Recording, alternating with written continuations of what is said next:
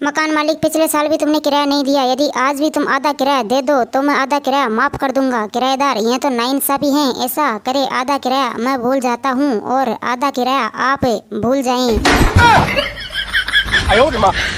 पिता, परीक्षा आ गई है, तुम्हें दिन रात पढ़ना चाहिए बेटा। दिन में तो खूब पढ़ता हूँ मगर रात में सोता हूँ। पिता बोला, अब रात में भी जाग कर पढ़ा करो बेटा। मगर पिताजी, एक दिन तो आप कह रहे थे कि रात में तो उल्लू जागा करते हैं।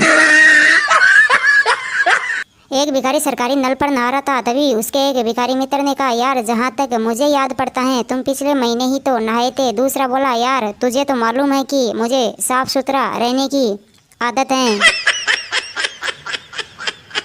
मिल में हड़ताल हो गई। यूनियन लीडर से पूछा गया कि उनकी मांगे क्या थी। बड़ी मांग एक है कि हमारे काम के धंधे छोटे होने चाहिए। अधिकारी ने, जायज मांग है लीडर, हम 40 मिनट का घंटा करवा के रहेंगे वरना हड़ताल जारी रहेगी। भिखारी, 1 रुपए का सवाल है, बस 1 रुपए दे दो। सज्जन सिंह, हट्टे कट्टे दिख रहे हो, चंगे हो, कोई काम धंधा करो, 1 रुपया क्यों मांग रहे हो? मंगू भिखारी, बाबूजी गरीब आदमी हूँ, अब आपकी बहन का हाथ तो मैं मांग नहीं सकता। संता बंता से बोला, यार मुझे तो हर पराई औरत में अपनी बीवी समान लगती है। बंता बोगलाते हुए बोला, ये क्या कह रहे हो? संता ने कहा, सच कह रहा हूँ यार, कसम से किसी भी औरत के सामने छू तक करने की हिम्मत नहीं होती है। पति पत्नी के बीच झगड़ा चल रहा था। पति बोला, मैं कोई डरता नहीं हूँ तुमसे। पत्नी, डरते तो तुम हो। पहली बार जब मेरे घर आए थे तो पूरे 100 आदमी साथ लाए थे और मुझे देखो, मैं अकेली ही चली आई। बात करते हो।